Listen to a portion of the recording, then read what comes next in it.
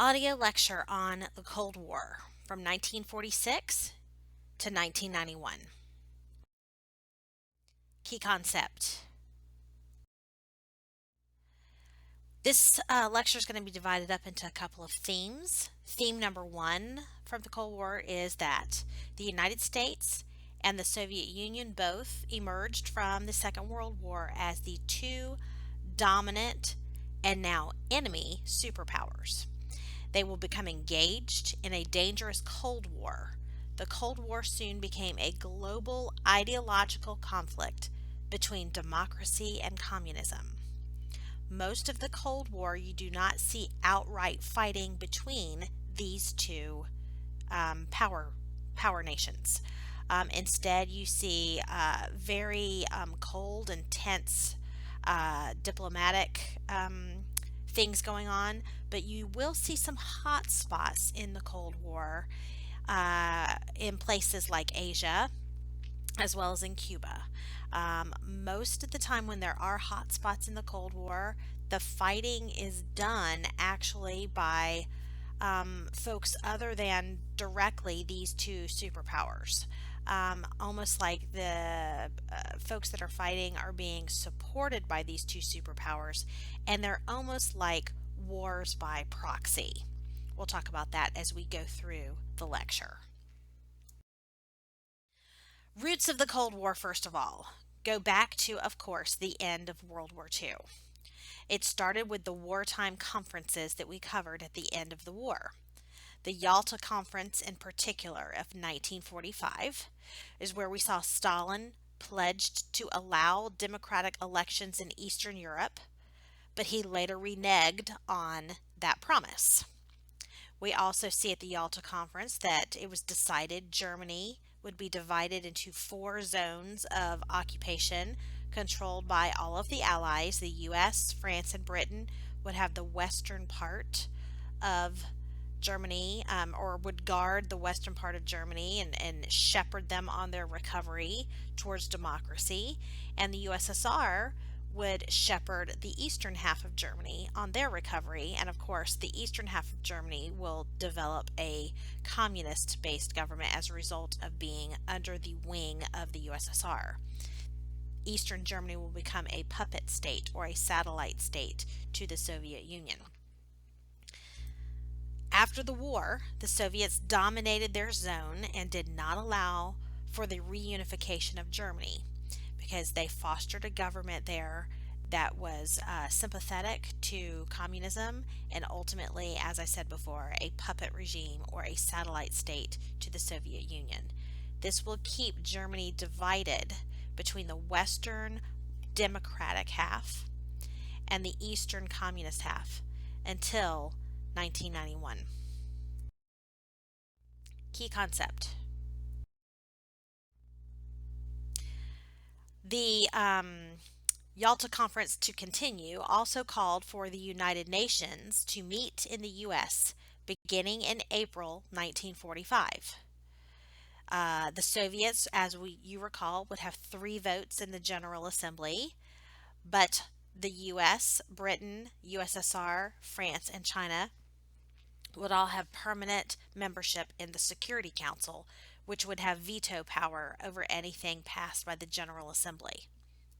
Despite efforts to maintain international cooperation through this United Nations that replaced the failed League of Nations that was created after World War I, deep-seated tensions between the USSR and the West led to the division of Europe between the Western free part of Europe and the Eastern communist part. This is also known as the Iron Curtain that divided Eastern and Western Europe. The Potsdam Conference also showed you the chilly negotiations and the chilly feelings between the superpowers and the roots of the Cold War. The U.S. president at the time, now that FDR had died, was Harry Truman, and he demanded those free elections in Eastern Europe. But at this point, Stalin felt secure enough to refuse that. He had promised it at Yalta in February, but by The summer of 1945, in July, at Potsdam, he refused. Stalin wanted instead to create a buffer zone between Germany and the USSR for protection against a future war. In reality, he wanted to maintain control over the Eastern European nations that he had, quote, liberated from Nazi control through rolling back the German influence in Eastern Europe after 1943. In other words, Stalin said the Soviet forces are already there on location in Eastern Europe, having freed that part of Europe from Nazi control, and they were not leaving. They were going to maintain control over those territories. Now, another part of this is different worldviews of these superpowers. The Soviet point of view was that democracies were traditionally hostile towards communism, as well as the USSR. You could cite the Archangel expedition during World War One, the non-recognition by the U.S. of the Soviet Union until 1933, as well. The U.S. and Britain, the Soviets believed, did not open a Western front in Europe early enough in World War II, and that cost millions of Soviet soldiers their lives, fighting the brunt of the Nazi armies alone in Eastern Europe until mid 1944 when D Day was launched. That was another thing that caused bitterness in the minds of the Soviets, and of course, especially Stalin himself. The Soviet point of view was also that the US and Britain froze Russia out of the atomic bomb project that the Allies had been working on initially to use against Germany, but as we know, they used it against Japan instead. The US also was seen by the Soviets as hostile when they terminated the Lend-Lease to Moscow in May of 1945, but continued to give Great Britain aid until 1946. The Soviets also sought that buffer zone that I mentioned before for the Soviet western border, especially in Poland. Now, the U.S. point of view is exactly a 180 opposite. The U.S. point of view saw that Stalin seemed intent on creating spheres of influence in Eastern Europe. To take those territories, that buffer zone that he was claiming was really a way for Russia to gain territory in Eastern Europe. The U.S. point of view also was that Stalin had broken pledges at Yalta, refusing to allow the reunification of Germany ultimately with free elections. Also, Winston Churchill's Iron Curtain speech in 1946 alerted Americans to a future conflict with the USSR. This is an excerpt from Winston Churchill's Iron Curtain speech. At this point, he was not the Prime Minister of Great Britain anymore. By the way, he would be reelected to be Prime Minister again fairly shortly, but at this point he was not. It was Attlee instead. But he was very concerned by what he saw happening by the time we get to those last few months of World War II. And this excerpt: from Stettin in the Baltic to Trieste in the Adriatic, an iron curtain has descended across the continent. Behind that line lie all the capitals of the ancient states of Central and Eastern Europe: Warsaw, Berlin, Prague, Vienna, Budapest, Belgrade, Bucharest, and Sofia. All these famous cities and the populations around them lie in what I must call the Soviet sphere, and all are subject in one form or another, not only to Soviet influence, but to a very high and in some cases increasing measure of control from Moscow. This is why the division of Europe between the Western free half and the Eastern communist half became known as the Iron Curtain, because of this speech. The U.S. also wanted democracy to spread throughout the world with a strong international organization to help maintain global peace. Again, this was a wish that had been around since Wilson's 14 points at the end of World War I. But the U.S. hoped that now, at the end of World War II, with the United Nations, that the United States could be that beacon of democracy to help usher in democracy all over the world. Now, the partition of Germany was a big part of this as well, showing the tensions between the two superpowers. The USSR, US, Britain, and France each will occupy a part of Germany and theoretically would allow for German reunification once she was no longer a threat. This was the idea behind the division of Germany into zones of occupation. Germany was also to pay heavy reparations to the USSR in the form of agricultural and industrial goods because of the losses that the USSR had suffered with the invasion that Hitler had launched against them.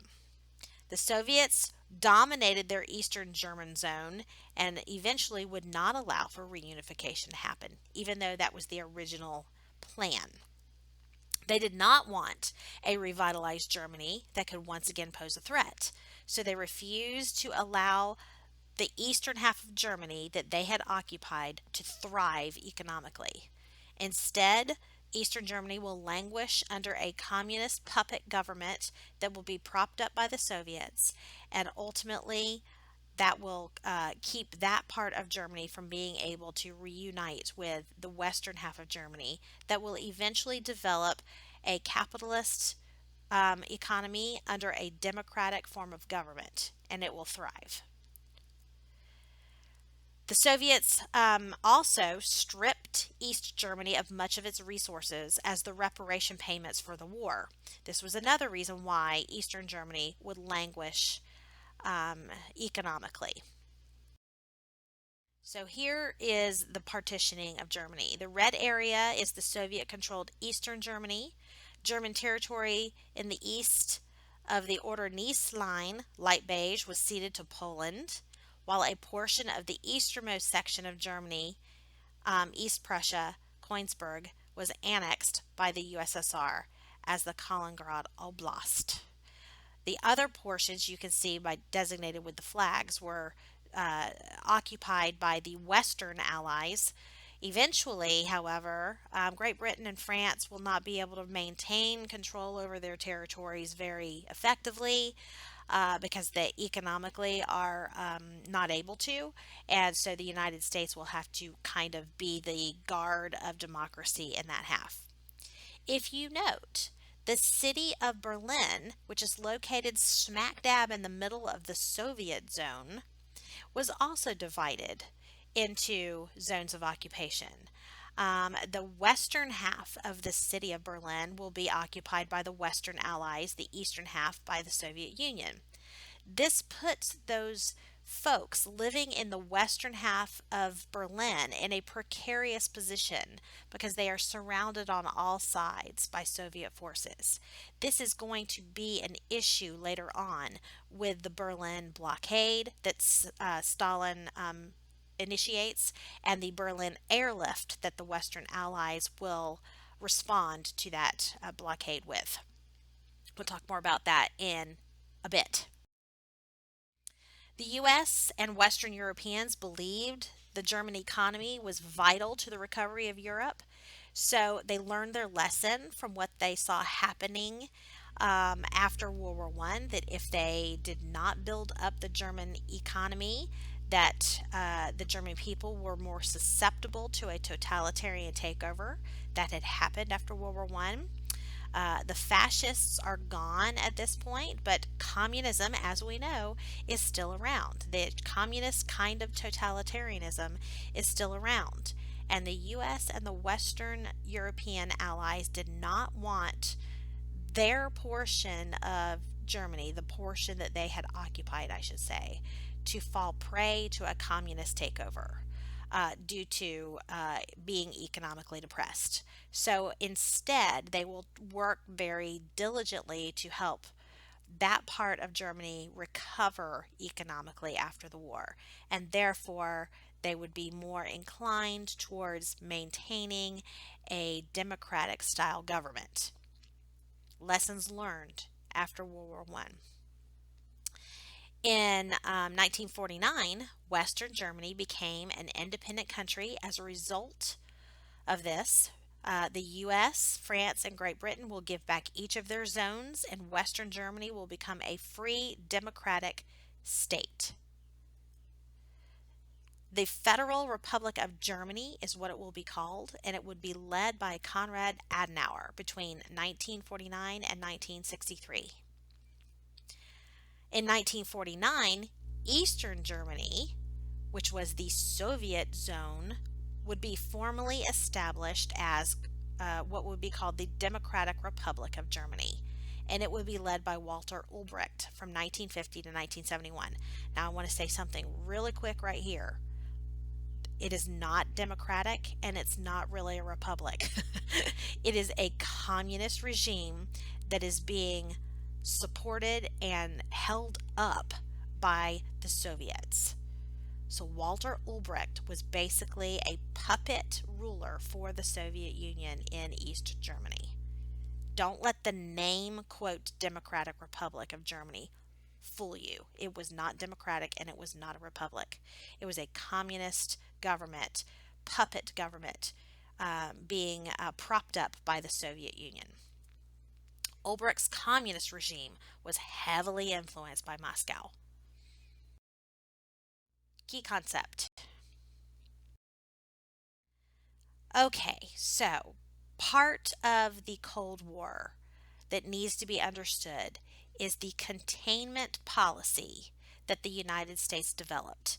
By 1947, the U.S. pledged to prevent the further spread of communism. Instead, they vowed to contain communism where it already was and not let it spread any further. So you need to understand that containment does not mean roll back communism where it already existed. It just meant don't let it spread any further. Contain it. Contain it from spreading. George Kennan, the U.S. ambassador to the USSR, wrote a memo to President Truman in 1946 that convinced Truman that he needed to launch this containment policy. Okay, this memo claimed that the USSR was out to disrupt the American way of life in any way possible. George Kennan wrote, in summary, we have here a political force committed fanatically to the belief that with the U.S. there can be no permanent practical compromise, that it is desirable and necessary that the internal harmony of our society be disrupted, our traditional way of life destroyed, the international authority of our state be broken if Soviet power is to be secure. So, in other words, Kennan was saying to the president, Truman, if we do not contain communism where it already is, not let it spread any further, our way of life, our democratic way of life, will be threatened ultimately in the future. That communism would take over everything. So, the Truman Doctrine of 1947 will be the first piece of the puzzle in the containment policy. The containment policy will ultimately be the U.S. response to the growth of communism after World War II. The containment policy, be to halt it, and it will basically have three parts to it. The Truman Doctrine is the first part, and it is basically the ideology behind the containment policy, okay? Where the containment policy is outlined in policy, okay? It established the U.S. policy of containment, and it will last for 4 decades. This containment policy will ultimately be responsible for any diplomatic maneuvers that are made with the United States for the next 40 years during the Cold War. With the Truman Doctrine, Truman pledged also that the U.S. would give aid, in particular in 1947, to Greece and Turkey.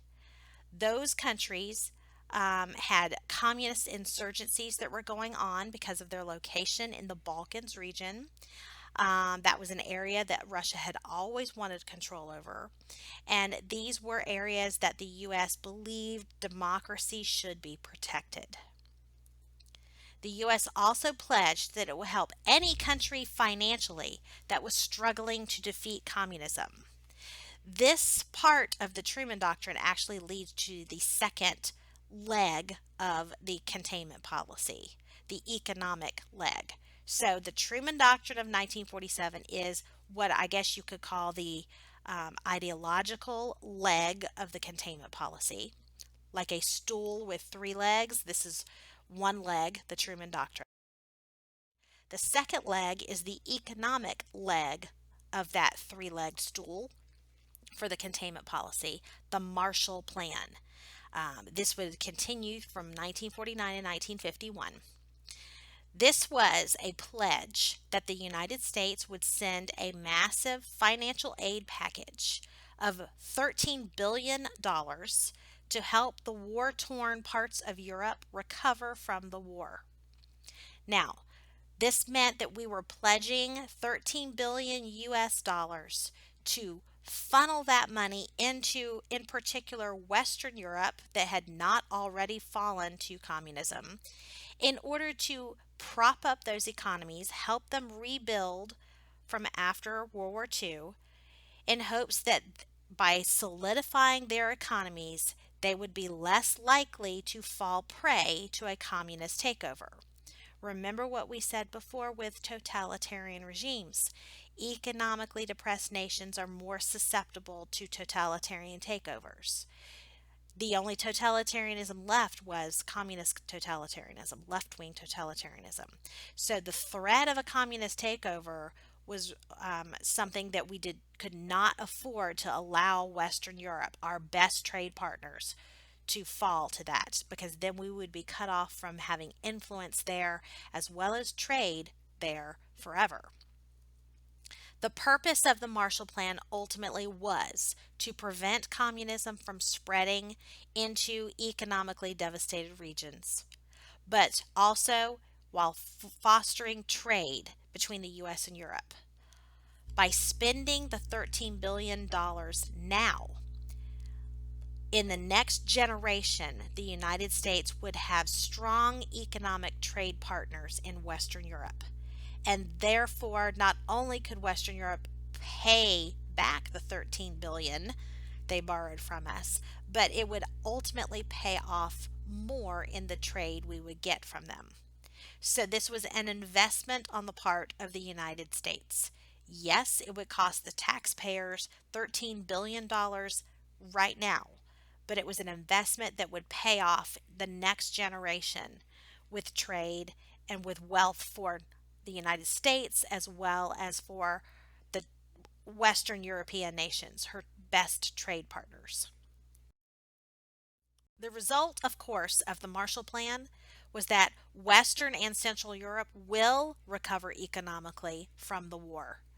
This is sometimes known as the economic miracle. And it is really, because of the United States investment of the Marshall Plan money, that throughout the 50s, 60s, and 70s there will be economic prosperity in Western Europe. It actually extends into the 80s some too. Not that they didn't have dips in the road now and then, but overall fairly economically stable. The Soviets refused to allow U.S. aid to countries in Eastern Europe because, of course, they had already taken control over those areas. Those areas became known as satellite states to the Soviet Union, that Stalin and the Soviets had control over. So this is a political cartoon with Stalin, can he block it, the Marshall Plan? And he did block it from Eastern Europe. Remember, the containment policy was to contain communism from spreading any further. And so, of course, Stalin's not going to allow economic aid into those satellite states in Eastern Europe that became known as the Soviet bloc that he controlled. The Soviets, or Stalin himself, saw the Marshall Plan as an economic and political power play by the U.S., thinking that the U.S. was trying to use this as a way to take over Europe themselves. So, hence the Cold War. Here's U.S. aid per country in millions. Which nations received the most economic aid from the United States? Of course, you see the United Kingdom, France, Italy, and Western Germany. It is the same thing without mechanical problems. Was the Marshall Plan versus Marshall Stalin's plan. Eastern Europe, as you can see, was suffering greatly under the communist economic policies launched there by Stalin. He's trying to say it was the same thing without the mechanical problems, but as you can see, their people are suffering on their side of Europe, Eastern Europe, whereas the Marshall Plan in Western Europe, they were thriving greatly. This was a political cartoon from 1949 Washington Post. Now, the Berlin crisis will actually be a challenge to see if the Americans were going to really put their money where their mouth is when it came to the Marshall Plan as that economic leg of the containment policy. Between 1948 and 1949, the Soviets attempted to remove the Western Allies from Western Berlin by cutting off access to the city.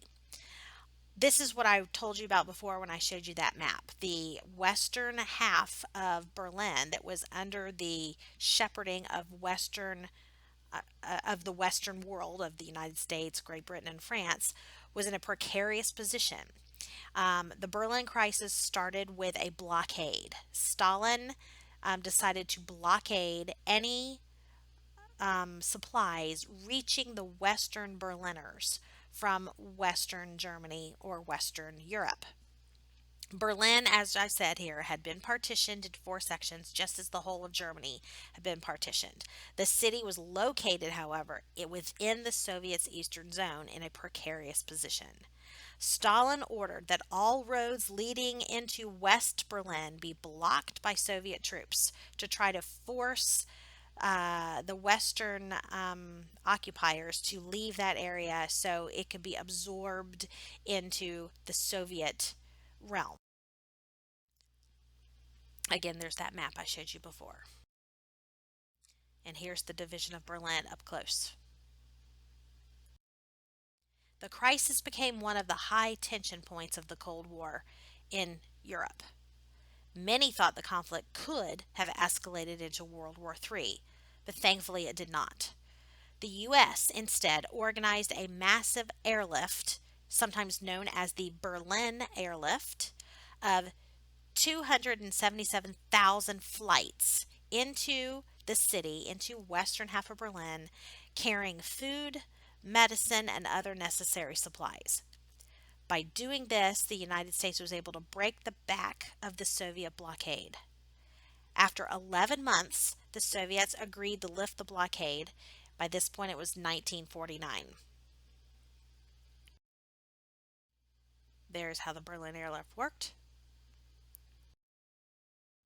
Western Berliners watch as a C-54 lands at Berlin Airport in 1948, delivering supplies, landing really quickly, dumping supplies, taking off really quickly, trying to avoid being shot down in the air by the Soviet authorities.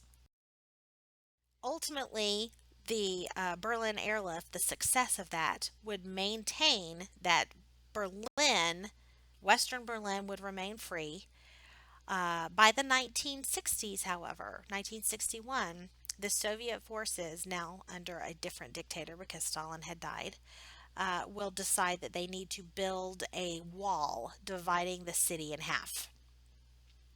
Ultimately, that Berlin Wall will remain in place until 1991, keeping the Eastern Berliners from defecting into Western Berlin to freedom. Now, the third leg of the containment policy stool that we've been talking about, that three-legged stool, was the military leg of the containment policy. And it was the creation of the North Atlantic Treaty Organization, NATO, 1949. Now, NATO was founded in response to the Berlin crisis. There's a direct correlation between the two. The idea of the North Atlantic Treaty Organization was that it would be a collective security organization that consisted of the democracies in Europe: France, Britain, Italy, Belgium, the Netherlands, Luxembourg, Denmark, Norway, Portugal, and Iceland. And they would be joined by the US and Canada, also in the North Atlantic, across the ocean, to prevent against Soviet expansion into Europe. It was called a collective security organization, not an alliance, but in reality, that is exactly what it was. The North Atlantic Treaty Organization basically was saying to the Soviet Union, if you try to spread communism into any of these free nations that belong to the North Atlantic Treaty Organization, you're going to have to tangle with the United States, because we were the ones that had the army, that had the wealth to prop up these other Western European nations economically and militarily against a communist threat. Turkey and Greece will eventually join the North Atlantic Treaty Organization in 1953, even though they're not located in the North Atlantic region. West Germany will also join in 1954 as the free nation of Western Germany. If any of the 12 member nations were attacked by the Soviets, the other nations would come to its defense. In other words, it really is an alliance. In response to Western Germany joining NATO in 1954, the Soviet Union decided that they would counter the creation of NATO with the creation of their own kind of military pact. They called it the Warsaw Pact. It was created in 1955. It was basically the Soviet Union stating that if any Western nations tried to roll back the communist influence in those Eastern Bloc countries, those Soviet Bloc countries, that they would have to tangle with the Soviet Union. It's almost like point, counterpoint. Here are the competing alliances, as they would be. The NATO countries are in blue, the Warsaw Pact countries in red. NATO remains intact today, having grown to 26 countries, many of which are not on the North Atlantic, but it's increasingly redefining its role of protecting Eastern Europe from potential Russian aggression under Vladimir Putin. In 1949, the communists in China, led by Mao Zedong, won the Chinese Revolution. Mao, therefore, was able to establish the People's Republic of China, and China will become one of the largest communist nations to ever exist as a result. This was a terrible blow to the U.S. policy of containment. The world's most populous country was now communist. The U.S. was so focused on containing communism in Europe from spreading that they took their eye off the ball on what was going on in Asia. And the Chinese communists that had cooperated with the Allies during World War I against Japan now seized the opportunity to launch a communist revolution in China and win. Key concept. Another hot point in the Cold War, besides the loss of China to communism, which would be a very big blow to the United States because we had economic interests in that area that we lost in 1949 once it became communist. But another big blow to the American ego of supremacy is that in 1949, the USSR, which we had kept away from our secrets of creating the atomic bomb during the war, even though they were technically an ally, they had successfully launched their own atomic program and exploded their own A bomb in 1949, a test bomb in 1949, proving that they now had the same atomic capabilities that the United States did. The U.S. was no longer, a monopoly in nuclear power. Much of the knowledge necessary for the Soviets to build the bomb had come from espionage on the U.S. atomic program. Spies had been funneling information to the Soviets. And this, of course, will cause the United States to go through a process of witch hunts and a red scare, if you will, a red scare against what we saw as communist spies infiltrating the highest levels of our government. The Cold War now held the distinct possibility of plunging the world into nuclear war, which could destroy all life on this planet as we know it. Another hot spot in the Cold War in Asia will be the Korean War that goes on between 1950 and 1953. After World War II, Korea was divided at the 38th parallel, where the northern half had a communist government that was propped up by the Soviet Union and by China at this point because of its neighbor. And the South was supported, propped up, had a democratic government that was propped up by the United States. That was fine until in 1950, the North Koreans that were supported by the Soviets decided to invade South Korea to try to unify the entire nation under the communist government from North Korea. The United Nations will respond, okay, led by the U.S. military, by sending forces to push back the communists. Now, this was tricky because the Soviets having the 3 votes in the General Assembly could make this vote for action being sent, peacekeeping forces being sent in by the UN, problematic. They could vote against it.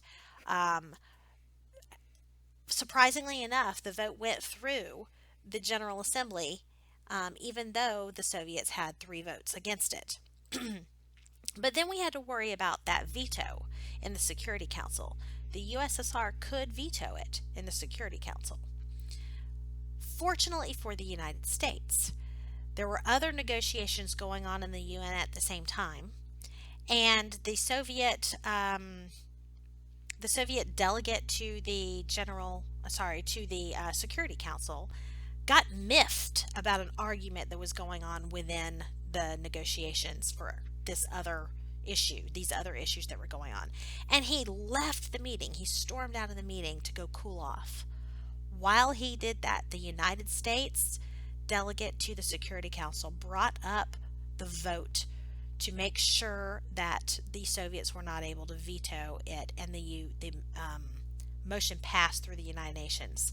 The United Nations will send in U.S. forces under the UN flag as peacekeeping forces into Korea to push back the communist invasion of South Korea. The UN Security Council ultimately sanctions military action against North Korea as the Soviets were boycotting the UN in protest of U.S. refusal to allow the People's Republic of China into the UN Security Council. That was why the Russian delegate was miffed. And he left the Security Council meeting to go cool off when this resolution came up. China ultimately responds, China and the Soviets were both supporting the North Korean communists. So China responds by sending hundreds of thousands of troops into North Korea to push back the UN forces in North Korea. Ultimately, we have UN forces under, the US military under the UN flag versus the North Koreans that are being now supported by the Soviets with money, but the Chinese with hundreds of thousands of troops. It became overwhelming. So, phases of the Korean War, you see here. Ultimately, the mandate of the UN initiative was just because it was part of the containment policy, just to push back the North Koreans to the 38th parallel. But as you can see, in part of this war, the UN forces pushed back all the North Korean forces, as you see right there, all the way back, and that was beyond the mandate that the UN had given General MacArthur, who had been put in charge of the troops. Ultimately, this will lead to MacArthur being fired, and instead, to try to avoid having World War III with the Chinese and the Russians, a truce will be made, and a ceasefire will happen, which will divide Korea along that same line at the 38th parallel, the North remaining communist, the South remaining free. And it's still that way to this day. Although the leader of North Korea is a little bit crazy, and we need to be sure we keep our eye on that as we move forward. The result, this ceasefire was reached in 1953 at the border, the 30th parallel between North Korea and South Korea. The border was restored at that same spot after several million people had died, mostly the Koreans and Chinese. Ultimately, this will keep Korea divided for generations. The ceasefire is still in existence today, although about a year and a half to 2 years ago, a few years ago, I guess I should say, the North Korean dictator, who is a little bit nuts, had basically said the ceasefire is over and we're going to try to move in and take over South Korea. But negotiations happened with the United States, and that stopped, that calmed down that rhetoric, and it still remains divided today. So I guess technically the ceasefire was lifted, but it technically really is back in place now. Another hot spot in the Cold War was the development in the U.S. by 1952 of the hydrogen bomb, even more lethal than an atomic bomb. But the USSR was able to develop their own just a year later in 1953. This is, like I said, far more destructive than the atomic bombs that were dropped on Japan at the end of World War II. The world now had two nuclear superpowers, and they were both pointing these new weapons at each other 24/7, waiting for the other to make a move and give them an excuse to use it. But if they did, this would assure perhaps the end of the world. So this is what kept each other from doing it. Mutually assured destruction, or MAD, which we'll talk about in another slide. The first hydrogen bomb being tested in the Pacific happened in 1952. And this will launch what we know as an arms race once again during the Cold War, the nuclear arms race.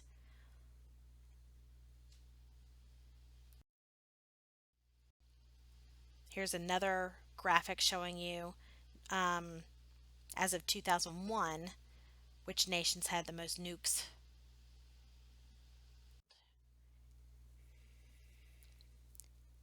MAD, like I mentioned before, mutually assured destruction.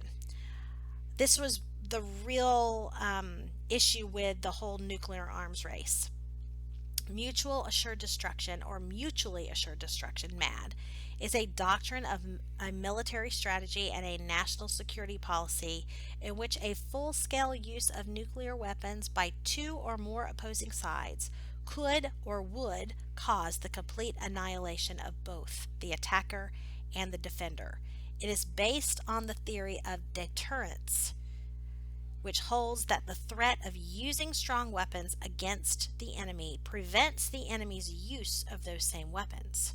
The strategy is one, it should say, that stressed that once armed, neither side has any incentive to initiate a conflict or to disarm, just to maintain equilibrium. Now, the U.S. policy, because of this nuclear arms race, of massive retaliation between 1953 and 55. This is something that happened under President Dwight D. Eisenhower.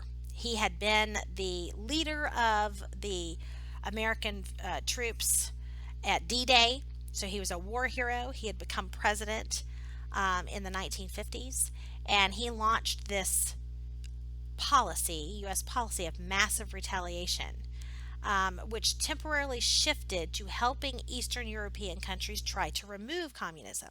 Now, this goes beyond the original containment policy ideas and almost threatened us into World War III.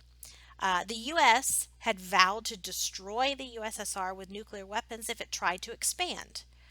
And this is why in the 1950s, so many people were building nuclear bomb shelters in their backyards because it seemed so plausible that nuclear war was right around the corner. My grandparents even had a bomb shelter in their backyard that I used to play on top of when I'd go and visit them. I used to climb on top of it and play on top of it with my sister. Key concept. All right, so what's going on in the Soviet Union and the Eastern Bloc during this time period between 1945 and 1964?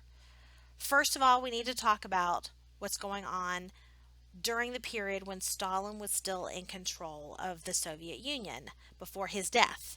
So Russia under Stalin between 1945 at the end of World War II up to his death in 1953.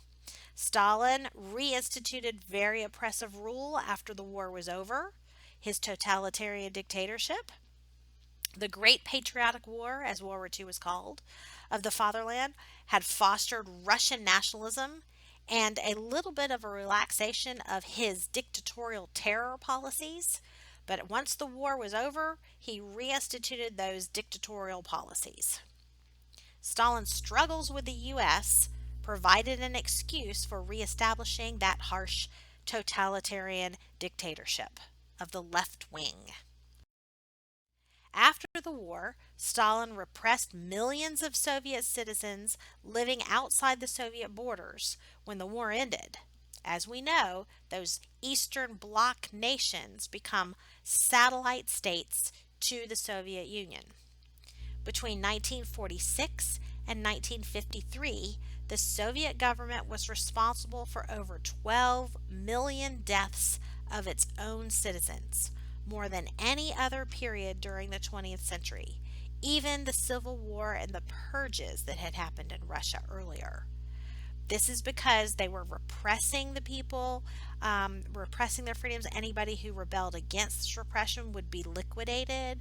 Also, you have to include the number of starvation deaths in that 12 million number, because as we know, communism was not helping to grow the economy. Instead, most of the money was being spent on the building up of weapons, nuclear weapons, instead of on food, and ultimately it will cause more and more misery in the Soviet Union and the Soviet bloc nations economically. Most of these deaths will also occur, besides starvation, in the gulags due to forced labor to continue to build up the infrastructure that the Soviet government wanted. The 5-year plans in the USSR were reintroduced by Stalin to tackle the massive economic reconstruction. Stalin revived many forced labor camps, those gulags, which had accounted for roughly 1/6 of all new construction in the Soviet Union before the war. Culture and art were also purged and suppressed during this time period. Key concept. Countries in Eastern Europe were dominated by the Soviet Union after World War II, as I've mentioned before. We sometimes call them the Soviet Bloc or the Eastern Bloc, or those Eastern European nations behind the Iron Curtain. They included areas like Poland, Hungary, Czechoslovakia, of course, Eastern Germany, Romania, Bulgaria, and Albania. The communist parties in Eastern Europe in these areas established a one-party states by 1948 with the help of the Red Army and the KGB, the secret police force of the Soviets. Used to be known as the Cheka, now known as the KGB. In other words, the communist parties in these Eastern European nations were propped up by the Soviet Union through the Red Army and the KGB. That's why we call them puppet states or satellite states to the Soviet Union. Only Yugoslavia, that was led by Marshal Josip Broz Tito, he reigned in Yugoslavia from 1944 to 1980, was not dominated by the Soviets, but he was still communist. It's just his own free communist government in Yugoslavia. It sounds weird to say free communist, but you know what I mean, meaning not under Soviet authority. During World War II, Yugoslavia had freed itself from Nazi domination, which had control over the area during the war. Without the help of the USSR, they had been able to overthrow the Nazi regime there and establish their own communist regime under Tito. So Yugoslavia will end up with a mixed economy with private ownership in certain businesses, but state control of basic industries and the collectivization of farming. So kind of blending of communism and capitalism, which sounds strange, but that's why we call it a mixed economy. Ultimately, the governing force was very oppressive and very much like a communist regime under Tito, but not under the thumb of the Soviets. Over 500,000 Czechs in Czechoslovakia who were seen as a threat to the communist state were purged there at the behest of Stalin. 200,000 were arrested in Hungary, 180,000 in Romania, and 80,000 in Albania. This is all part of Stalin's oppression of those Eastern Bloc countries. An uprising happened in Eastern Germany in 1953 that would be crushed by Soviet troops as well. The post-war economic recovery in these Eastern European nations proceeded but only along Soviet lines and under communist regimes. Changes went forward at very slow and uneven pace as a result, and nearly came to a halt by the mid-1960s. Most had 5-year plans like the USSR, but many of those 5-year plans did not successfully work to increase the economic activity in these nations. So they would languish under communism instead. The plans, instead of emphasizing things like consumer goods that could be sold in the marketplace. Of course, that's capitalism. Instead, those plans emphasize heavy industry, meaning railroad construction, steel, petroleum, electricity, and agriculture. Now, back to Czechoslovakia. Czechoslovakia was the economic exception in Eastern Europe. It had been well industrialized before World War II. As we know, Czechoslovakia was a free nation that eventually was sold out by Great Britain and France at the Munich Conference. The Sudetenland was given over to Hitler, and that allowed him to get a foothold to take over all of Czechoslovakia. That democracy would crumble under the Nazi occupation forces as a result. But after the war was over, Czechoslovakia became an economic powerhouse again. It was well industrialized, had a strong middle and industrial working class, and had experience with political democracy between the wars, as we know. During what they now call the dualist period after World War II, however, President Beneš and Foreign Minister Jan Masaryk proposed to govern a social democracy while maintaining close voluntary relations with the USSR. In response to the Marshall Plan in 1947, Stalin replaced the government in Czechoslovakia in 1948 with one party communist rule to prevent the nation from courting the West, ending the democratic feelings there. Key concept. By the time we get to the death of Stalin in 1953, the USSR is now in a precarious position once again. When the dictator dies in a totalitarian regime, there is no guarantee for succession, since, as we know, with totalitarianism, it's all about the dictator himself, the will of the dictator, or the cult of personality. So, what's the USSR going to do? After the death of Stalin, we have the rise of a man named Nikita Khrushchev. A power struggle had ensued after Stalin's death in 1953, but Khrushchev will be able to emerge out of that power struggle a few years later, by 1955. Stalin's successors realized that reforms were going to be needed. Widespread fear and hatred of Stalin's political terror had resulted in the reduction of power of the secret police and a gradual closure of the Gulag camps. Agriculture was in bad shape and needed reform. Stalin's policies had not fixed things. In fact, shortages of consumer goods were so very significant that the USSR seemed on the verge of economic collapse by the mid-50s. So, reforms were going to be needed. These were still communist peoples, communist dictators, but they knew that reforms were needed. The hard work and initiative had declined due to poor living conditions. This is what Khrushchev's problem is. So he decides to launch a series of reforms that eventually become known as De-Stalinization. The 20th Party Congress of 1956 was where Khrushchev took a startling initiative against hardliners by denouncing Stalin's what he called crimes in a closed session of the Communist Party. This was a bold move because had there been enough hardliners there that could silence him, he could lose his life for speaking out against the previous dictator's policies. But instead, a good bit of the Communist Party supported the idea of making changes because of the faltering economy.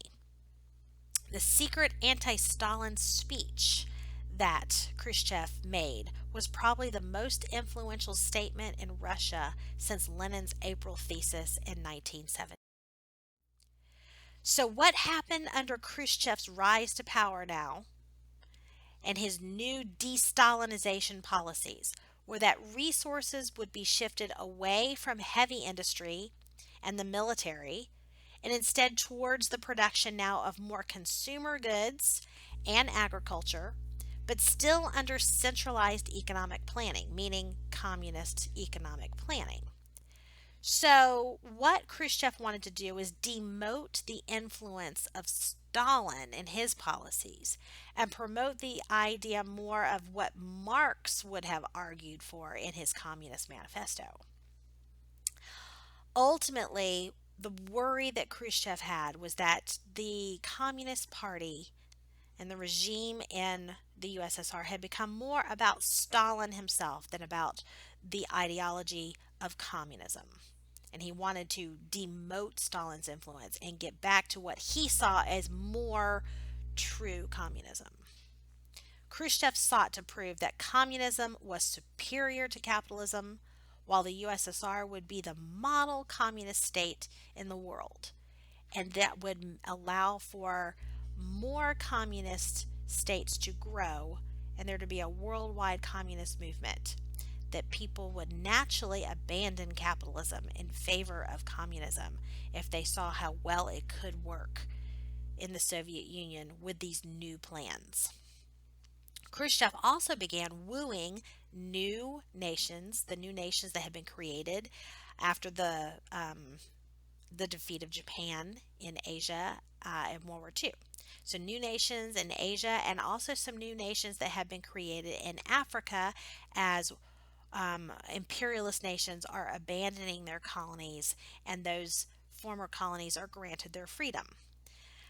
He began wooing those new nations with promises of, aid, even if they were not communist. To the West, Khrushchev said, "We will bury you," thus promising that communism would eclipse economically the capitalist policies of the US and her allies. A great ferment in the arts will occur also as anti-Stalinist views were now tolerated in the Soviet Union. Boris Pasternak wrote a book called Dr. Zhivago in 1956. It's the story of an intellectual who rejects the brutality of the Bolshevik Revolution in 1917, as well as Stalinism that followed after, and he's ultimately destroyed. Alexander Solzhenitsyn, wrote a book called One Day in the Life of Ivan Denisovich in 1962, which portrays in grim detail life in a Stalinist gulag. Solzhenitsyn could write about this because he had been a prisoner in a former gulag camp. Sorry about the mispronunciation there, folks. These Russian names are hard. De-Stalinization resulted in communist reformers and the masses seeking greater liberty and national independence, but still maintaining communism. Maybe the kinder, gentler kind of communism rather than the Stalinistic, totalitarian kind of communism. Khrushchev was willing to allow different forms of socialism to occur in the various Eastern European countries so long as the Communist Party remained in control. Poland, in March of 1956, riots resulted in the release of more than 9,000 political prisoners that had been put in prison by Stalin, including previously purged leader Gomulka. Gomulka skillfully managed to win greater autonomy for Poland while keeping anti-Soviet feeling at bay. Poland will maintain a communist government, but it would be less Soviet influence than they had ever had before. Now, there will be some uprisings against Soviet control in these areas. Even though they are being given a little bit more freedom, there will be some uprisings. It's almost like you give them an inch, they want to take a mile. One of these happened in Hungary in 1956. Students and workers in Budapest, which is the capital, installed a liberal communist reformer named Emir Nagy as the new chief in October of 1956. Hungarian nationalists staged huge demonstrations demanding non-communist parties be legalized as a result, and it turned into an armed rebellion that spread throughout the country. They hoped those rebels hoped the U.S. would come in and help achieve Hungarian independence so they could then establish a capitalistic government instead. Here you see a picture of a statue destroyed by Hungarian demonstrators that sits on a street in Budapest. It's a statue, of course, of Stalin himself. You can see by the mustache. So instead, however, Soviet tanks, Khrushchev responded by seeing this as more of a threat against the Soviet Union rather than a real push for freedom, especially since the Hungarians rebels were courting the U.S. So instead, he sent in Soviet tanks and troops to invade Hungary and crush the National Democratic Revolution.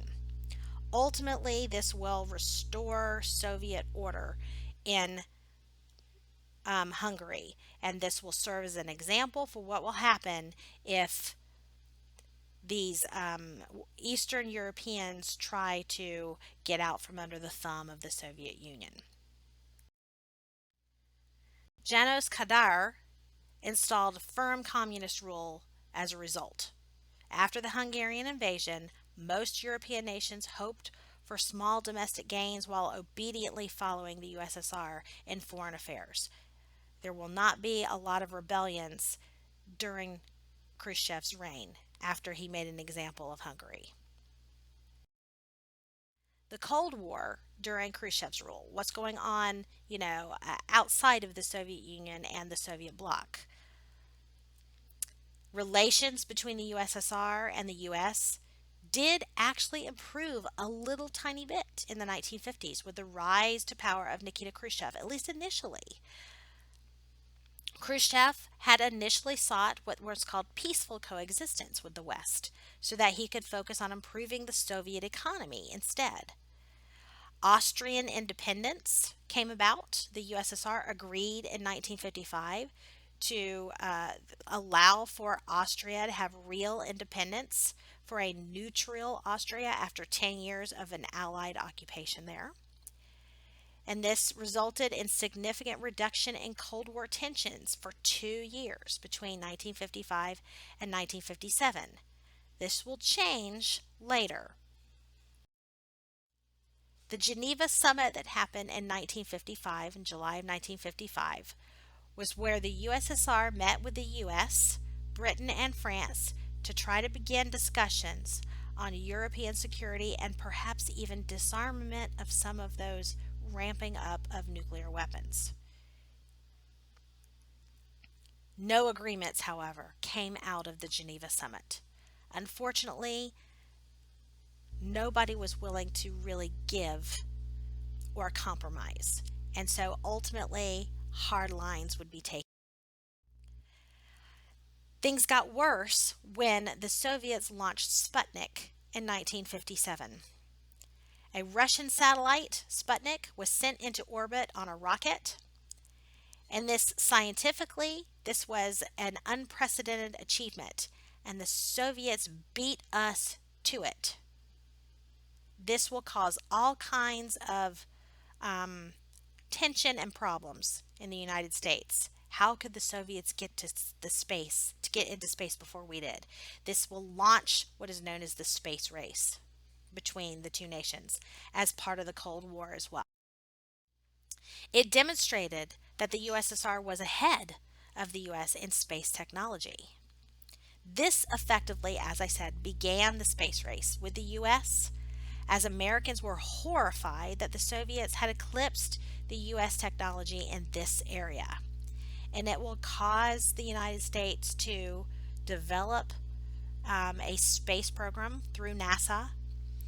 And eventually, as Kennedy comes into the presidency, he will vow that the United States will make it to the moon before the end of the decade of the 1960s. Key concept. The Cold War worsened during the early 1960s as a result of this space race, actually. Not just because of the space race, but other things as well. One of the big things that happened in 1960 was the U-2 incident. An American U-2 spy plane was shot down over the USSR. Khrushchev demanded an apology from President Eisenhower. This is before he left office. Okay, and Eisenhower refused. Khrushchev stated that the U.S. spy plane was flying in a region that they should not have been flying, whereas Eisenhower said that the Soviets had no right to shoot down any of our planes, so he refused to apologize for it. The scheduled Paris summit that was supposed to meet in 1960 to try to ramp down some tensions in the Cold War again, since the Geneva summit failed. This was a previously scheduled summit that was supposed to meet in Paris in 1960 between Khrushchev and Eisenhower. It was canceled as a result of the U-2 incident. and tensions instead will harden between the two. It continues to harden in the 1960s with the building of the Berlin Wall. I alluded to this before. We know that between after the Berlin Airlift crushed the blockade, the Soviet blockade of the city of Berlin back in 1949, that 2 million Eastern Germans will escape to West Berlin between 1949 and 1961. And when they do this, they get to freedom and they defect, if you will, from Soviet control. The Soviets and the East German government that the Soviets were propping up, communist government grew increasingly frustrated by this. And so they responded by building a wall dividing the city in the West. In 1961, Khrushchev threatened to enforce his 1958 ultimatum to remove the Allies from West Berlin. He declared the USSR would sign a peace treaty with East Germany, who would then control access to Berlin. The Soviets would protect East Germany's right to control the flow into Berlin as well. On June 3rd, 1961, Khrushchev and the now U.S. President John F. Kennedy have a contentious meeting in Vienna, Austria over this Berlin ultimatum. The U.S., Britain, and France refuse to leave Western Berlin. In response, East Germany, with the support of the Soviet Union, decides to build the Berlin Wall around West Berlin rather than enforce the ultimatum to the U.S. This effectively ended the future crisis over Berlin, but it also divided the city for a generation. The Berlin Wall went up almost overnight in 1961 when the U.S. refused to leave West Berlin. So we have a dividing line, a line of demarcation dividing Eastern and Western Berlin. Any Eastern Berliners that were trying to escape to free West Berlin would be shot on sight. The Berlin Wall was built completely around West Berlin as a result. And there would be checkpoints all over, so nobody could leave into other parts of Western Germany to freedom. The Berlin Wall in the 1980s, you see here, on one side, the eastern side, you see it's stark white. On the western side, you see graffiti and color and art. Free versus non-free. This is a great picture showing you the dichotomy. What it was like living in the western half versus what was like living in the eastern half.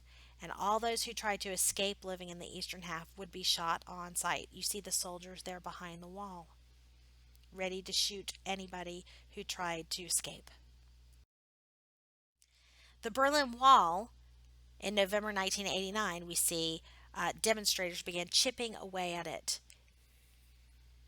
Finally, the Berlin Wall will fall. 1989. The Cold War played out on a global stage as well. Key concept. Cuba, in the late 1950s, had succumbed to a communist takeover under Fidel Castro. It became a communist country in 1959 under the leadership of Fidel Castro, who was a staunch ally of the USSR. As you see here in this picture, Khrushchev and the Cuban leader Fidel Castro embrace at the United Nations in September of 1960. Castro, with his support of the USSR, living so close to us, just to the south of Florida, as we know where Cuba is located, will be seen as a threat by the United States. And ultimately, by October of 1962, there will be a crisis, the Cuban Missile Crisis. Now, the Cuban Missile Crisis actually was the byproduct of other actions that had happened in the year prior to 1962.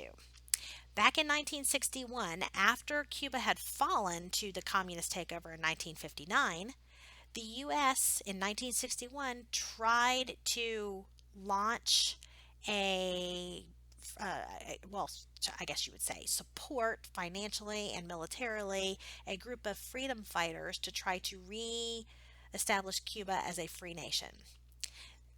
Ultimately, this resulted in what's known as the Bay of Pigs invasion, where these U.S. trained Cuban exiles, they were trained by the U.S. CIA to try to rebel against the Cuban communist government in Cuba to invade Cuba.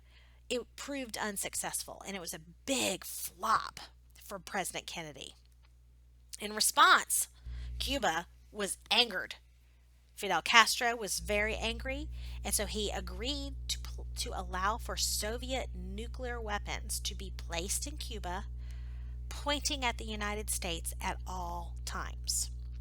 This would protect against future U.S. invasion, but it would also give the Soviet Union a closer launch point if World War III began with the United States. And a closer launch point meant that they would have first attack, and that means that we would lose ultimately. This will be a big problem for the United States. Initially, the Soviet missile installations in Cuba were kept secret, but we found out about them through spy pictures that were taken. And here are some of the um, uh, by those pictures. This led to the Cuban Missile Crisis by October 1962. The U.S., after finding out that these missiles were there and pointing right at us, and when I say by at us, I mean the United States, but I also mean us as in Floridians.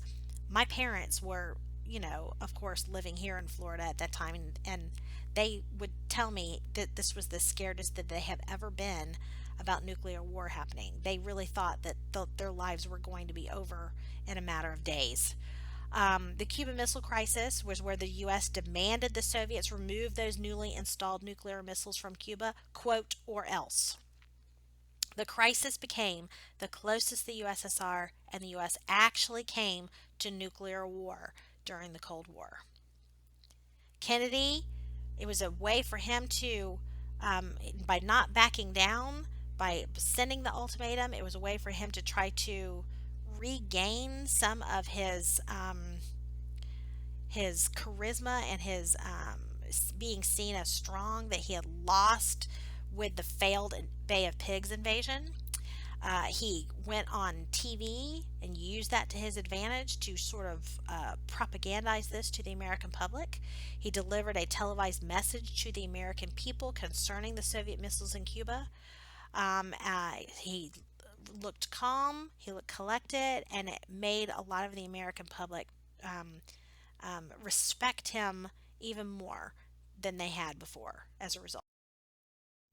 This is a political cartoon from October 1962. You see both nations are sitting on hydrogen bombs.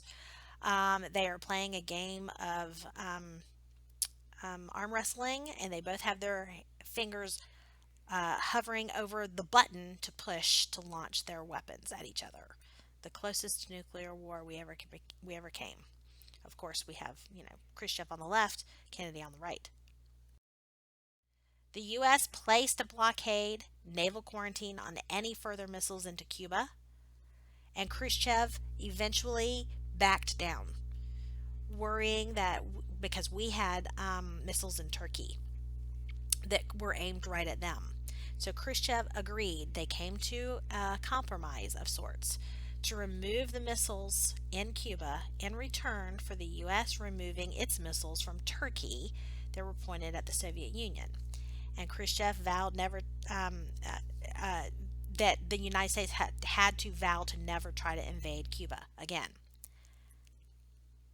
The crisis weakened Khrushchev, however, in the eyes of many of the Soviets, especially those in the Communist Party, and ultimately contributed to his downfall 2 years later and his replacement by another communist leader from the Communist Party. This is another political cartoon from this time period. You see, it's from October 30th, 1962, when it's going on, and it's showing how, with the agreement to remove the missiles from Cuba, uh, Khrushchev is saying to Castro, whose teeth look like Soviet missiles, "This hurts me more than it hurts you," having to remove those missiles. This is another political cartoon showing Kennedy and Khrushchev trying to get a lock on this. Let's get a lock for this thing, trying to keep nuclear war at bay. The agreement that was made finally is seen as them averting nuclear war, both of them working. This will eventually lead to the agreement between the Soviet Union and the United States to try to maybe ramp down the proliferation of nuclear weapons. In 1963, we will have the Nuclear Test Ban Treaty. The US, USSR, and Britain all signed this historic treaty that banned atmospheric testing in an attempt to reduce Cold War tensions. France refused to sign it, as it was in the process of developing its own nuclear weapons program at this point. She'll talk about more in a later lecture. China became a nuclear power in 1964, leading to its estrangement with the Soviet Union. China will refuse to sign off on this previous test ban treaty as well. And China will eventually become seen as, the leader in the world as a communist power. By the time we move into the 70s, in 1964, like I said, we have the fall of Khrushchev. His Cold War foreign policies were seen by the Politburo, meaning the leadership in the Communist Party, as erratic and ultimately unsuccessful. The problem with not, in Berlin, not being able to force the Westerners out, the Cuban Missile Crisis leading to a draw, basically.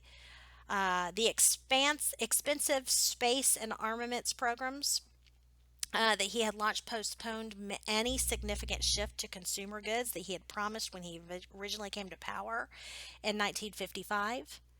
The most important reason, however, for his fall was the agricultural projects that he had launched had backfired, and people were still living in poverty and still starving. A resurgence of conservative Stalinists ultimately led to the quiet removal of Khrushchev in October 1964. Instead, Leonid Brezhnev became the new General Secretary of the Soviet Union, and he will serve in that position from 1964 to 1982. The Soviet Union and the Cold War under Brezhnev will be quite different than it was under Khrushchev. Even though he was a hardliner initially, beginning in 1964, the USSR actually began a period of stagnation and limited re-Stalinization. A massive arms buildup began in response to the humiliation of the Cuban Missile Crisis. The USSR avoided direct confrontation with the US and ironically seemed more committed to peaceful coexistence than Khrushchev had been. Ironically, they're building up their arms, but on the face, instead of using rhetoric to say that they're doing this, they start to act like they are more willing to have peaceful coexistence with the West, all the while massive arms building up. Re-Stalinization of the USSR resulted, at least to a degree, under Brezhnev. The dictatorship ultimately was collective rather than personal through the Politburo. So rather than it being centered around one individual and the cult of personality, it was more, yes, Brezhnev was the head, but the Politburo was acting more as an organization pushing these efforts rather than it just being the cult of personality under one dictator. This is where you really see a shift away from that idea of one big dictator being a totalitarian dictator in the Soviet Union, even though they're still communist.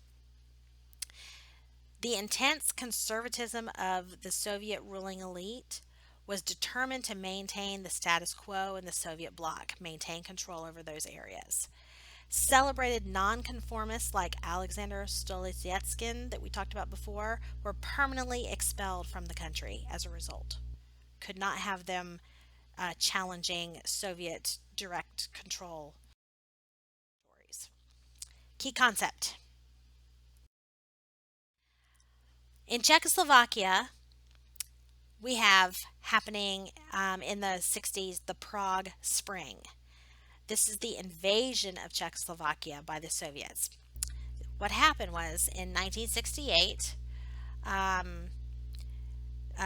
Czechoslovakia had launched a bit of a rebellion against Soviet control in that region. And due to Khrushchev's reforms in the USSR, the 1960s brought modest liberalization and more consumer goods to Eastern Europe. And Czechoslovakia was concerned that under the new Brezhnev regime, since he was re-Stalinizing the Soviet Union and the Soviet bloc, that they would lose some of those liberal reforms. And so they rebelled. This will result in the Soviets invading Czechoslovakia in 1968 to force them to capitulate and to be under the thumb of the Soviet Union again. In 1968, reform elements in the Czechoslovak Communist Party gained a majority and voted out the longtime Stalinist leader in Czechoslovakia. This is how Alexander Dubček was elected leader and ushered in a new period of thaw and rebirth in what he called the famous Prague Spring of 1968. He was still communist, but he was trying to be a free communist out from under the thumb of the Soviet Union. He called it socialism with a human face and sought greater, quote, democracy and freedom of speech, even though economically they would maintain communism. He oversaw the decentralization, including the division of the country into the Czech Republic and Slovakia. The influence of Czech reformers frightened hardline communists, however. So the Soviet troops moved in, brutally invading Czechoslovakia in August of 1968, with the help of other Eastern Bloc countries that also sent in troops. Czechoslovakia became one of the most hardline communist regimes as a result of this. Dubček would be removed and a hardliner Soviet supporter will be put in place and would remain there until the 1980s. The Brezhnev Doctrine was issued in response to the Prague Spring that happened in Czechoslovakia. Henceforth, the Soviet Union and its allies had the right to intervene in any socialist country whenever they saw the need, whenever they saw their authority being challenged, in other words, the Brezhnev Doctrine. The Warsaw Pact invasion of Czechoslovakia in August 1968, photographic evidence, it encountered widespread resistance in Czechoslovakia, but ultimately it would be crushed by the Soviet forces and the Warsaw Pact forces. Key concept. The Vietnam War and détente. In the 1960s, the U.S. fought a hot war, if you will, in Vietnam to prevent communist forces from taking control of the U.S.-supported south part of Vietnam.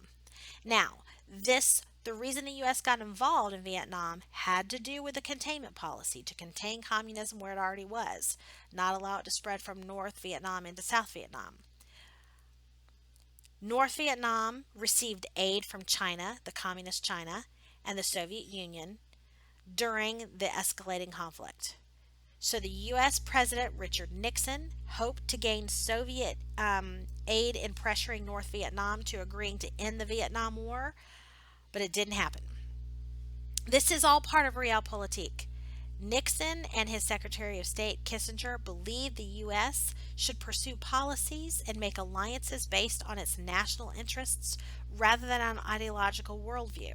This was Nixon trying to approach the Soviets and saying, hey, if we back out of this conflict here, maybe it could lead to future more peace throughout. Again, willing to negotiate with the quote the enemy, if you will. Unfortunately, it did not really work. He sought to play the USSR and China off against each other because by the 1960s, the Soviet Union and China had split their relationship. China had seen after the death of Stalin that the USSR had become too soft and moving away from Stalinist tendencies, and China had seen themselves as the new Stalinist kind of communist country. So if Nixon could force a wedge between the USSR and China, then ultimately it could be for the benefit of the United States. Again, it's realpolitik. Nixon actually even visited China in 1972. The Soviets were concerned that China and the U.S. might draw closer as a result of this. Nixon later visited Moscow in 1972, however, and ushered in an era known as détente. It worked for a little bit. Brezhnev and Nixon are seen here in 1973 negotiating this détente, but it will not last. Détente sought to establish rules to govern the rivalry between the U.S., the USSR, and China. All the while, the fighting continued in Vietnam. Relations between the U.S. and the Soviet Union will improve significantly, however, during the mid 1970s when the United States forces start to pull out of Vietnam. The U.S. pulled out of South Vietnam in 1973, hoping a coalition government would survive. But Vietnam was unified instead by the communist North Vietnam by 1975. This is why Vietnam is sometimes seen by some Americans, especially those who fought in it, as a lost war for the United States. We go in there to try to protect the democratic South Vietnamese, but by pulling out of that region, not winning the support of the peasantry in South Vietnam, ultimately the entire area falls to communism. The Soviet invasion of Afghanistan is another hot point, if you will, in the Cold War in the 70s. The Soviets were concerned about Islamic extremism that was developing in the 70s in Afghanistan. Interesting, huh? Islamic extremism directly across its border in Afghanistan, they were concerned might galvanize Islamic troops within the Soviet Union to oppose Soviet control. The invasion of the Soviets invading Afghanistan to try to stop that Islamic extremism, however, led U.S. President Carter at this time to boycott the 1980 Olympics that were happening in Moscow. We saw this as the Soviets trying to gain territory, and this went against the containment policy of not allowing communism to spread beyond where it already existed. In response, the Soviets boycotted the 1984 Olympics in the Los Angeles. Ultimately, what we were doing under Carter was we were giving at least, I guess you would say, support, vocal support to the Islamic extremists in Afghanistan for them having their own free country against a communist takeover of the Soviets. We had no idea at the time, back then in the late 70s and early 80s, that by doing so, we were eventually allowing for the creation of a group of individuals in Afghanistan that would allow for the proliferation of the Taliban. Hindsight is 2020. The U.S. will stop shipments of grain and certain advanced technology to the Soviet Union. As a result, and détente kind of falls apart. Only Britain stood behind the U.S. sanctions against the Soviet Union for their invasion of Afghanistan. France, Italy, and especially West Germany argued that the Soviets' deplorable action should not be turned into an East-West confrontation. Key concept. Key concept. In Poland in the 1980s, we have a movement known as Solidarity. It actually had been pushed by a Polish cardinal who in 1979 became the new pope, Pope John Paul II. He traveled through Poland preaching love of Christ and country and inalienable rights of man. He inspired a popular movement of working people who organized a massive union called Solidarity. This would be led by Lech Walesa. Their demands included the right to form free trade unions, the right to strike, freedom of speech, release of political prisoners, and economic reforms. In other words, perhaps getting out from under the thumb of the communist regime. In 1981, the Polish government, led by the Communist Party leader General Jaruzelski, imposed martial law after being warned by the Soviets that if the Polish government could not keep order, meaning not crush the Solidarity movement, that the Soviets would. They would come in and do it themselves. Solidarity as a movement, as a union, was outlawed and driven underground, but it remained active underground. Key concept: The Cold War and Revolution in the 1980s. Mikhail Gorbachev, from 1985 to 1991, and the reduction of Cold War tensions is what the focus of the beginning of this is about. Gorbachev assumed control of the Soviet Union in 1985 and sought reforms. Gorbachev, in his 50s at the time, was considerably younger than the communist hardliners that had preceded him.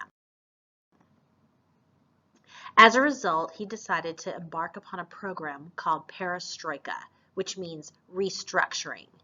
This aimed to revive the sagging Soviet economy by adapting many of the free market practices of the West. In other words, abandoning strict communism. By 1987, the program, however, had clearly failed. But another program of Gorbachev's, Glasnost, was more successful. Glasnost, which means openness, aimed to open the Soviet society by introducing things like free speech and some political liberty, while ending party censorship. This was more successful than Perestroika, based on more things like we would see in the Enlightenment ideals. Demokratizacja began as an attack on the corruption within the Communist Party and as an attempt to bring a class of educated experts into the decision-making process instead. In March of 1989, the first free elections since 1917 were held in the Soviet Union. He was a rabble, that's for sure. Gorbachev sought to reduce East-West tensions. He withdrew Soviet troops from Afghanistan in 1988. He encouraged reform movements in Poland and Hungary. He repudiated the Brezhnev Doctrine by pledging to respect political choices of peoples in Eastern Europe. Here is a very famous picture of President Reagan and Premier Gorbachev at the Geneva Summit in 1985. These two are really responsible for ending the Cold War. The INF Treaty was signed by Gorbachev and Reagan in Washington, D.C. in December of 1987. It banned all intermediate-range nuclear missiles from Europe. This represented a major milestone in reduction of Cold War tensions. Gorbachev knew that it was the arms race that was ultimately bankrupting his country, and if his country was going to survive, it needed to let some of those things go. Nuclear cutbacks to the START I Treaty was signed in 1990 also between Gorbachev and then President George Bush Sr. It would cut 10% of U.S. nuclear weapons and 25% of the Soviet nukes and limit ICBM warheads, that's intercontinental ballistic missile warheads. The reduction of NATO's nuclear stockpile is represented here.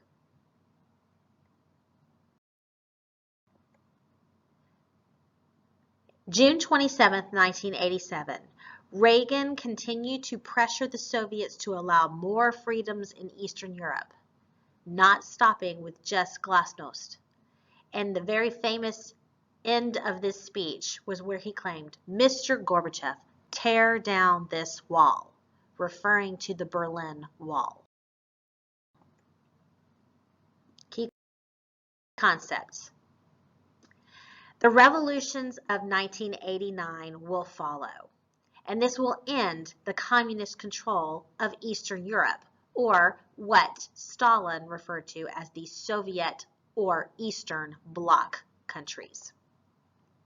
The costs of maintaining the satellite countries for the USSR, both politically and economically, were too much of a burden for the Soviets to handle.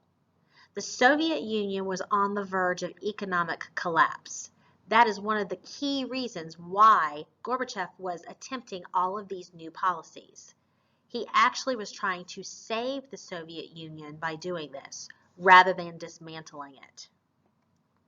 Poland. In Poland, there was a movement called Solidarity, and this will be legalized once again. It had been outlawed earlier and was legalized once again, and free elections were allowed to be held in June 1989. Poland elected the first non-communist leader in Eastern Europe since the Stalin era as a result. It triggered ultimately a wave of freedom movements in Eastern Europe throughout 1989 and 1990.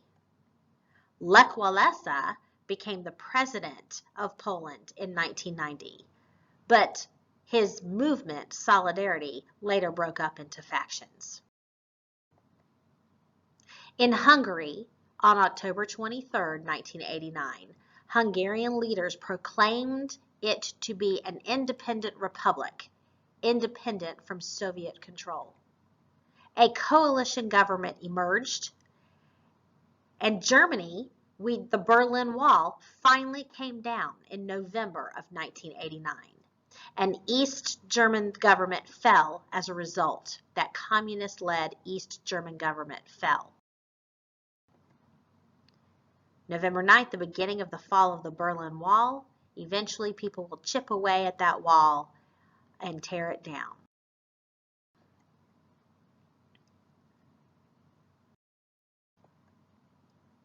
Germany reunified as a result of that in 1990. A conservative, liberal alliance for Germany, tied to West German Chancellor Helmut Kohl's Christian Democrats, ultimately defeated the East German Social Democrats, which were more socialist. July of 1990, the East and West German economies were merged, and the Soviets had opposed a unified Germany in NATO, but eventually acquiesced or gave in when West Germany agreed to provide massive economic aid, much needed economic aid, to the Soviet Union. Czechoslovakia. The Velvet Revolution is what the movement towards freedom is called in Czechoslovakia, and it begins in December 1989. The fall of the Berlin Wall the month before inspired reformers to break away from Soviet influence in Czechoslovakia. A general strike resulted in the fall of the communist government. Václav Havel, a dissident playwright, ultimately became the president of Czechoslovakia. In 1993, the Czech Republic and Slovakia split into two different countries. Ethnic differences between the Czechs and the Slovaks precluded a stable and unified state. Bulgaria, in November of 1989. It did not have an organized reform movement like Poland and Czechoslovakia did. A day after the fall of the Berlin Wall, the Bulgarian Politburo demanded that its leader resign. It also purged all Stalinist-leaning individuals and encouraged its estranged ethnic Turks to return to the country. In Romania, an oppressive dictator, Nicolae Ceausescu, was overthrown and assassinated in December of 1989. About 1,000 people died as a result of this revolution. In Albania, 1990, this was Europe's poorest country. Inspired by the overthrow of Ceausescu in 1989, demonstrations plagued the government for over a year. The communist government finally fell in June of 1991. What you need to note about this is, once the Soviet control over these areas, the Soviet oversight of these other communist governments went away, those communist governments fell apart. The hope that Stalin had when he created the Soviet bloc was that after a time of the Soviet Union propping up those governments, those nations would naturally maintain communist governments themselves. Gorbachev even hoped the same thing, knowing that the Soviet Union could no longer afford to maintain their forces in these areas to prop up those Soviet governments, those communist governments, I should say. He hoped that if the Soviet Union oversight pulled out, that they would still remain communist. Without Soviet oversight, the people in these territories wanted freedom. And therefore, one by one, like dominoes, communism fell apart in the Soviet bloc. The Iron Curtain came down once and for all. Key concepts. Now let's talk about the fall of the Soviet Union itself, the fall of communism in Russia. Long-term causes. The costs of protecting and maintaining its empire in Eastern Europe were far too high, as I mentioned before. The call for reforms from the burgeoning middle class became increasingly influential in the 1970s and 1980s. The general economic crisis in Europe during the 1970s, largely spurred by the oil crisis that affected the United States as well, laid the foundation for the collapse of communism in Eastern Europe in the late 1980s.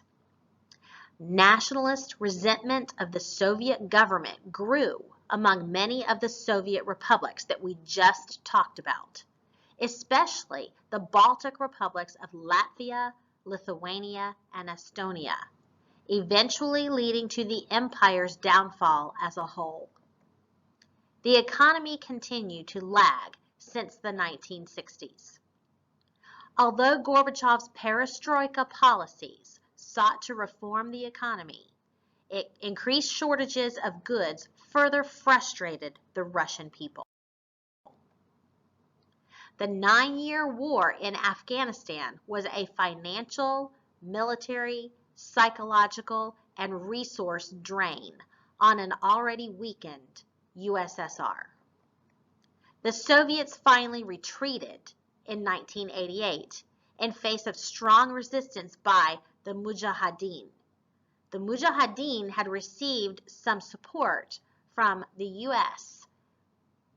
We did that as a result of the containment policy to contain the spread of communism. Little did we know that later on the Mujahideen would pave the way for the Taliban takeover in this area. Hindsight's 20/20 now. The coup in Moscow in 1991, a short-term cause of the fall of the Soviet Union.